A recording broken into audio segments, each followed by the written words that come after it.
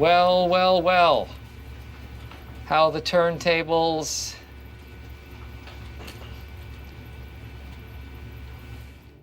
For almost 2 years, I have been labelled as a madman for saying that Stellaris has too many ships.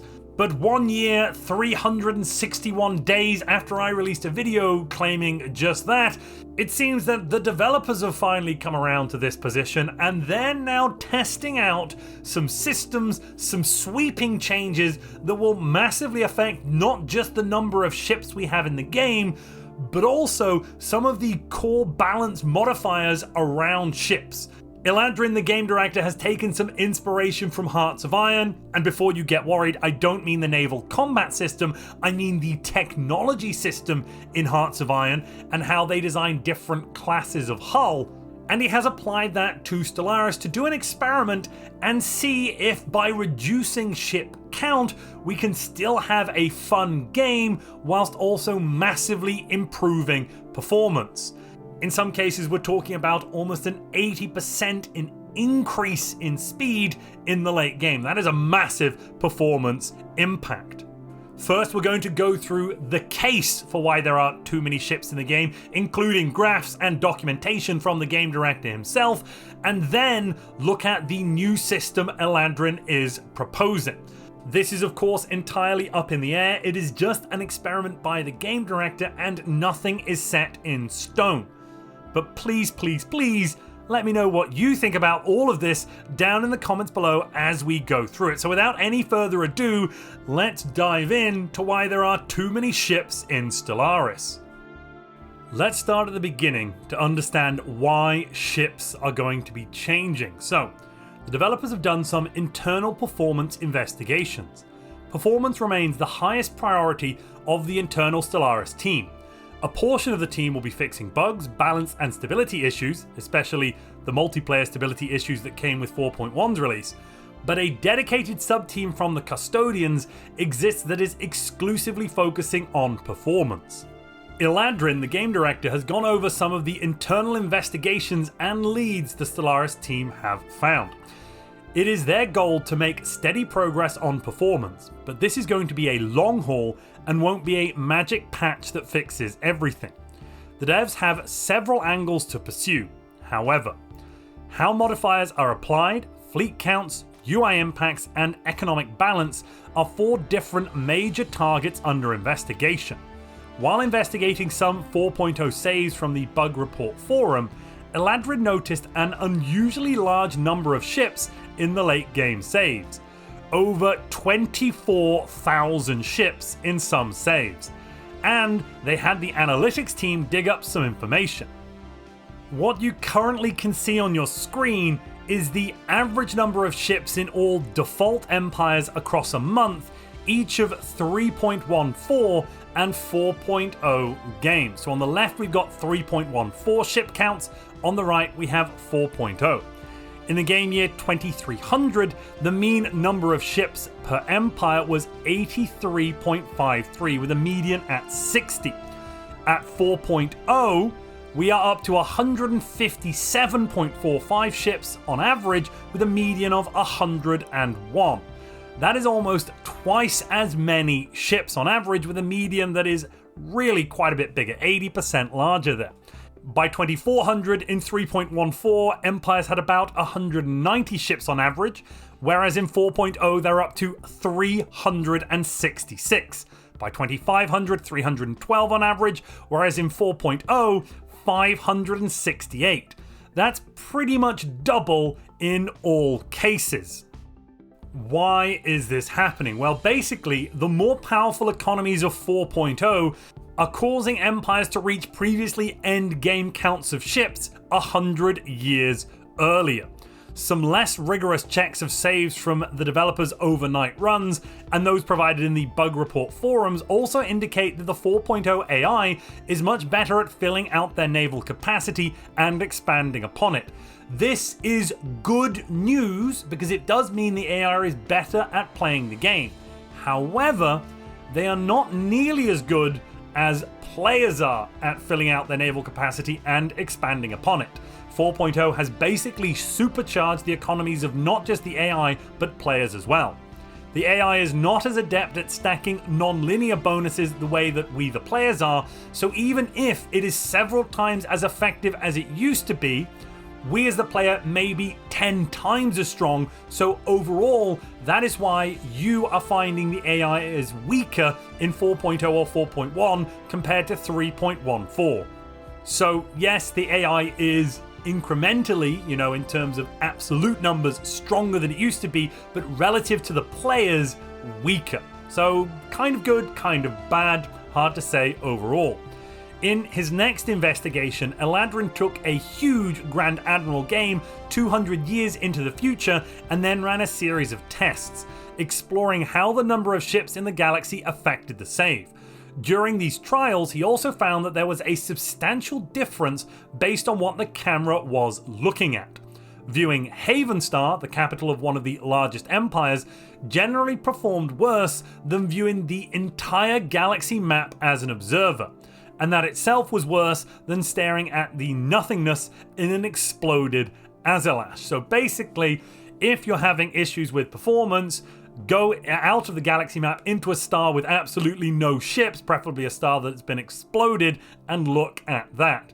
That's not the takeaway we're meant to have from this, but it's a fun fact. What did Eladrin then do? Well, then he started removing ships, basically Thanos style. With none of the ships removed, you can see that in Havenstar, a year took 209, I'm assuming this is seconds. 1 year in the Galaxy Map Observer took 156 seconds, and in Azalash, 151. That's our baseline. Removing 25, then 50% of the ships, we'll look at the 50. The time taken to look at Havenstar dropped from 209 seconds down to 151. That's a 25%, or sorry, a 40% almost increase in speed. If we are looking at 1 year in the Galaxy Map Observer, we're getting a 15% increase in speed, and then in Azalash, basically the empty system, 20%. Removing 90% of the ships from the game gave a 90% increase in performance. The year finished 90% faster in Havenstar, 40% faster in the Galaxy Observer map mode, and 50% faster in Azalash. So overall here, what we're seeing is removing ships massively increased performance. We're looking at almost a doubling in performance by taking out 90% of the ships in the game. It's almost like ships are now one of the main causes of lag in Stellaris. Thankfully, Eladrin has also plotted this data in a beautiful graph format, so we can see y-axis is 1 year time in seconds, starting with viewing Havenstar in blue, Galaxy Map Observer mode, which is kind of the normal way of playing unless you need to do tactical maneuvers. Let's say you're fighting a big crisis, you need to zoom in, then you would probably have to view the equivalent of Havenstar. That's a system with lots of ships in. Well, as you can see, the more ships you remove, the faster the game goes. Quite a bit faster, in fact. We're looking at, for the average game, looking at the map, 150 seconds for 1 year down to 100. That is basically a 33 or 40% increase in speed, depending on how you measure it. We're getting through the year quite a bit faster. The devs are also seeing 4.1 performance being marginally better than 3.14, though honestly, looking at the graph here, I'm not entirely sure that's that much of a win. That there's possibly some noise in this data. I don't know how big the data set is. I can't comment on it. There are no error bars. This could just be 2 games, one versus the other, rather than hundreds of games. I really couldn't say for certain. But this is until the year 2300, after which point you can see in red 4.1 gets a lot worse. This is how long it takes to finish a year in seconds, and oh goodness me, the lag gets worse and worse and worse and starts jumping ahead of 3.14 quite a bit. The devs are currently in the process of generating more saves and analysing the data to get a better understanding of exactly what is happening there at 2300.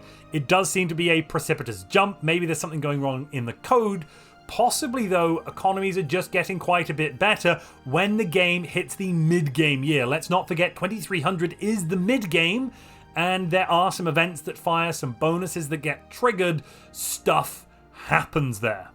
I also think, if I remember rightly, some of the AI scripting changes the way it behaves in the early game, the mid-game, and the late-game years in Stellaris. These tests have given the developers several directions to pursue. One of them is reducing the number of ships in the game through a combination of economic rebalancing and mechanical changes. This looks like it has quite a bit of promise. They've also clearly have some client-side improvements to investigate though as well.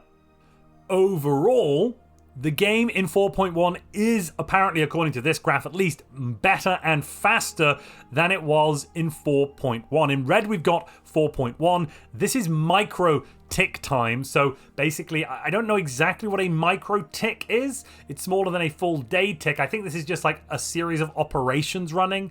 Not entirely sure how that's measured, but the micro tick time, whatever it means, was quite a bit quicker at 2300, 2350, 2400, etc. than 4.0's micro tick time.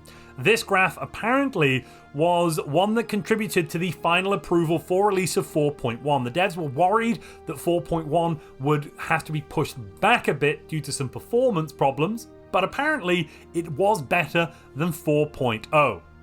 Following this, Eladrin then hands over to Gossier, one of the QA analysts on Stellaris, who explains in quite a bit of depth exactly how QA does their performance analysis of the game. It's quite interesting stuff. I'm not going to go through it right now because it doesn't really affect the issue at hand here, which is ships and how they are changing. So if you want to read more about that, there is a link down in the description below where you can go and check out Developer Diary 397, and therein lies all of the information about QA and their performance analysis. There's graphs, there's code stuff. It's interesting, I swear. And if you're enjoying this video, please complete a thorough performance analysis of that like button. Alright, so given this overwhelming amount of data, a couple of graphs and some spreadsheets, what is Eladrin going to be doing about the game? Well, first off, modifiers are going to be changing. The custodians on the performance team are currently rewriting how modifiers are calculated and improving their threading. The developers consider this a potentially dangerous change, but it could have some positive but hardware dependent impacts with greater impact on the late game. Due to modifiers being a core system of the game and literally touching everything, the developers are going to have to be very careful with deploying any changes there.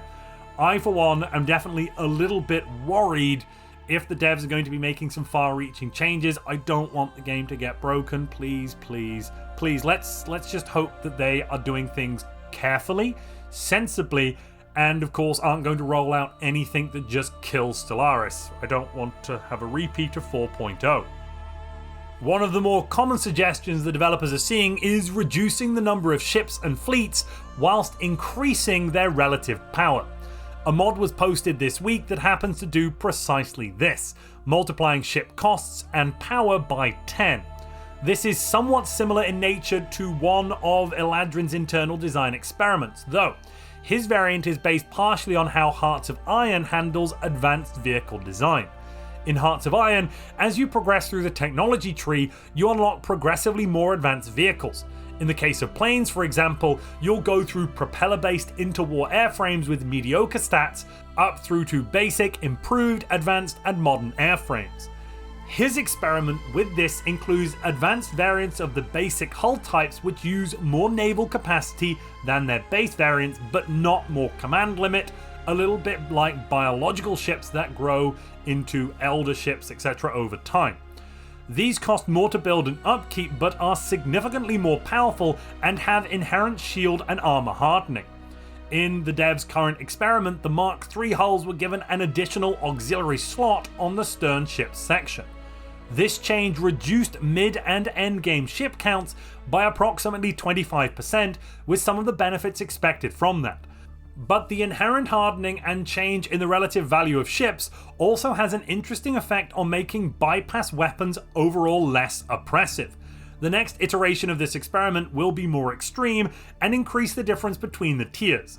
Eladrin quite likes the effect it has on making individual ships and fleets more important. They're also investigating a system where enough of a specific type of ship would group together into a squadron, but their early experiments didn't prove especially promising.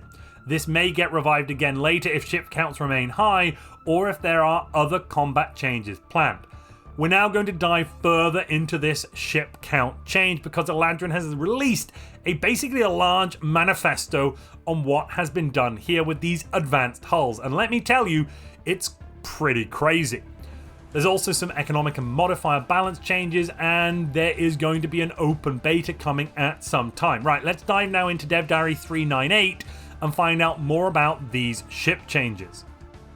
If you're enjoying this video and you want to pick up Stellaris, any of the DLC, or any other game or DLC from Paradox Interactive, you can do so using our link to the Paradox Interactive store to get your hands on the Steam keys and also help to support this channel. Or at the Paradox Interactive store checkout, use our code MONTUPLAYS. Just to remind ourselves, the reason we're talking about reducing ship counts is that it has a massive impact on performance. There are basically far more ships in a game now of Stellaris than there have ever been at any point in the past.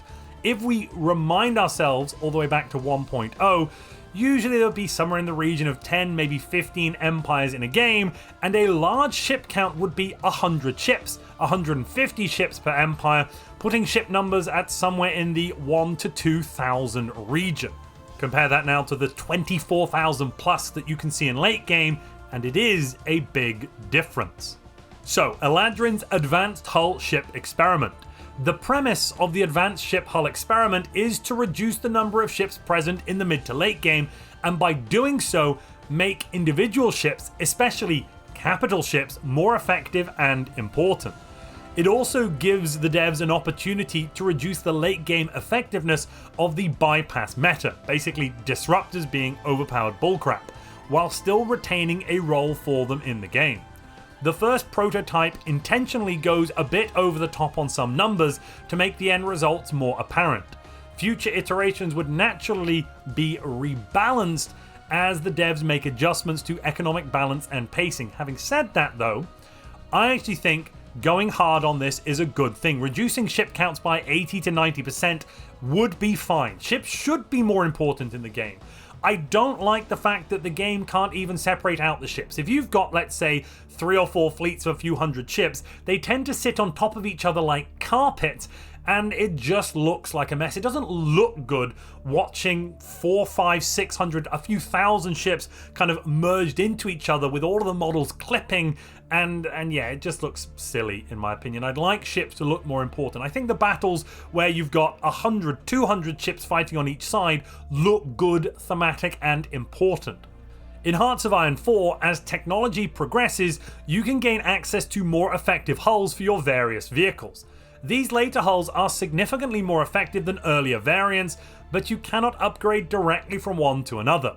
At some point, these antiquated vessels will eventually become outclassed and obsolete, and you're better off scrapping them than maintaining them. This restructuring can be done gradually or as part of a major pivot, which is also reflected in Victoria 3 when you move from wooden ships to ironclad, so it is in a couple of Paradox games. Here we have a screenshot from Hearts of Iron. Note this is not a Stellaris screenshot. This shows the tech tree, as it were, for destroyers. You've got Type 1, the early, Type 2, the 1936, Type 3, the 1940, and Type 4, the 1944. Each one is progressively better than the previous in terms of its base stats, and generally can host better or more weaponry. For Eladrin's initial prototype of this experiment, he has kept the same design philosophy. For simplicity, he's just called the upgraded hulls Mark II and Mark III, though that could change. Currently, he's tied their unlocks to existing technology. The improved ship hulls tech, which no longer provides other bonuses, just gives you access to a better class. And these are now available one technology tier above the original ship technology for Mark II hulls, and 2 tiers above that to a maximum of 5 for the Mark III hulls. So corvettes are currently available at tier 1, corvettes Mark II at tier 2, and corvettes Mark III at tier 4. And tier 4 technology is pretty late in the game, that's just the tier before you get to mega engineering.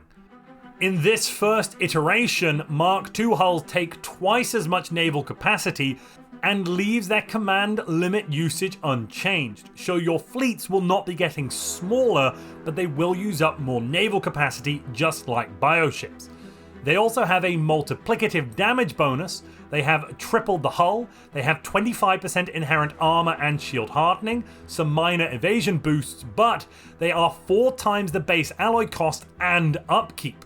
Mark III hulls once again take twice as much naval capacity and deal twice as much damage as the Mark II hulls und so weiter, but also gain an extra auxiliary slot in their sternmost ship section. The devs are currently restricting high-tier reactors and computers from the lower quality hulls, so in order to get better reactors, better computers on your ships, you will need to get better hulls. Currently, the basic hulls can only support tier 3 reactors and computers, Mark II can go up to tier 4, and they've discussed whether this should be a simple across-the-board restriction rather than being solely tied to reactors and computers. I think if you don't want to have players running around with swarms of Mark I corvettes with very high tier weapons and things like that, you probably do need to restrict all components across the board, though that does seem like a bit of an artificial restriction. If they were to restrict across the board, the Mark II hulls would likely be able to accept tier 5 components, and exceptional tier 6 technologies like the Fallen Empire dark matter weapons, that sort of thing, dragon scale armor, would require Mark III. All of this could also have hooks to various civics or ascension perks, of course, but for their first pass, the devs are minimizing these additional complications. We have a lovely graphic now showing off all of these changes to different levels of ships. So, as you can see here, the alloy cost when you're going from corvettes Mark I to Mark II, or frigates Mark I to 2, or destroyers Mark I to 2 is 4x. The upkeep is 4x as well, and then going from Mark II to 3 is 4 times on that again. So, a 40 alloy corvette would up to Mark III then be 640 alloys, 16 times more expensive. You would get an extra auxiliary slot, you get a base of 50% armor and shield hardening, your evasion goes up to 60, and you would get a 4x damage multiplier. Alongside that, it looks like you're getting 9 times more hull points. I'm not sure exactly about this cost increase. It does seem more cost effective to run corvettes at their base level. Yes, you can't get the better weaponry, that could be a problem, but early on, if you're up to tier 3 weapons, I can't see why you wouldn't want to have the regular corvettes, because they are cheaper than the 4x corvettes. In terms of damage per alloy spent, hull per alloy spent, it does seem like the regulars are better. Honestly, if you're going to 4x the cost, I kind of feel you need to 4x the damage multiplier. Maybe. I don't see why you wouldn't do that, but we'll have to see how it goes. Up to battleships here, you're seeing some very, very hull-strong battleships. 27,000 hull points on a single battleship at Mark III, 4 times the damage, but also 24,000 alloys. That puts a battleship in the region of a megastructure in terms of cost. Maybe the devs also need to rebalance megastructures and make them more expensive too if they're doing this, but wow, this is a massive increase. That would mean that late game, even if you're producing 3,000 alloys or 4,000, let's say you're making 4,000 alloys every single month, that's still only 2 battleships per year. Oh goodness me, I kind of like this rebalance. The economy in terms of late game scaling does get a bit ridiculous now. We are having far too many crazy ship numbers. Often actually in the late game, the bottleneck for more fleets isn't alloy production, instead it is ship build speed. So this could go quite a long way to offsetting that as a problem. It also would completely destroy the shipyard, the precursor shipyard building. What would be the point in doubling your shipyards if you're barely using more than 6 or 12? But hey ho, it is what it is. As part of the experiment, you can see as well, if we look at frigates here, they've also updated frigates a bit, granting them an inherent bonus to explosive weapons damage. All of the larger ships move up one slot in the command limit and naval capacity usage as well as part of this change. As you can see, we've now got frigates at 2 command limit and nav cap base, destroyers at 4, cruisers at 8, and battleships at 16 naval capacity usage base. At your Mark III, you're looking at 64 naval capacity usage there as well. That's a lot. Wow. Okay, so 10 battleships would be 600 naval capacity. If that's the case, I'm thinking the devs should probably relax that max naval capacity of 9,999 and just make it so it's whatever we can build, but maybe they won't do that. We will have to see. All of the capital ships are now treated as if they are statistically equivalent to the Mark III hulls, and Fallen Empire ships as if they were a theoretical Mark IV. I'm hoping that means if we go down the Cosmogenesis path, we will in essence get access to this Mark IV through the enigmatic cruisers, etc. That would actually make Cosmogenesis even more powerful than it is right now. Wow. Okay, so looking at these numbers here, you'll notice that nav cap usage for a Titan seems very, very high at 96, but let's not forget, a battleship was 64. So this is only, 50% more than the nav cap usage of a Mark III battleship. It also has a 5 times damage multiplier. You'll notice 75,000 hull points. It's monstrous. 36,000 alloy cost. That's kind of scary. Let's also look at the Juggernaut here. The Juggernaut will have 300,000 hull points, 5 times hull, and also a massive 50,000 alloy cost. These are no longer ships, they are mega structures in space. Wow. The early draft numbers do make these capital ships essentially mega structures as an investment, but currently ship cost modifiers are relatively common. Should the reckoning come for some of these ship cost reduction modifiers, then the devs will revisit all of these costs. The Titan and Juggernaut auras are also likely to end up playing a more impactful role in this model. It's very likely that advanced hulls will end up gaining shield and armor multipliers on top of the hull point bonuses. But that won't happen until the devs get to a balancing stage if this experiment proves successful. This would also make them not quite as hull loaded. They might also end up with reactor power multipliers as well, which could also potentially eventually replace the tier limits for technologies. The current prototype does not include any changes to space fauna, bioships, or crisis ships, but they've got ideas that they've discussed internally about how they could do something similar to these. We've also got a screenshot of a potential Titan with, bear with me ladies and gentlemen for this one because this is wild, an area of effect weapon. Yes, we've got AoE weapons now if they push this through. As you can see from this screenshot, the Perdition Beam, the Titan's massive Titan Lance, which deals 5 to 10,000 damage, also has a collateral damage effect. It will deal 500 damage to all ships in the same fleet as the target. That is enough to basically wipe out every single Mark I Corvette in an enemy fleet. This would go a long way to dealing with the idea or the possible issue of spamming many multiples of low class Corvettes, Mark I Corvettes, because maybe they're more efficient in terms of alloy to damage ratios. 500 damage from this, let's say you fire twice with this Titan Lance, you've got 2 Titans, that would wipe out an entire fleet of Mark I Corvettes.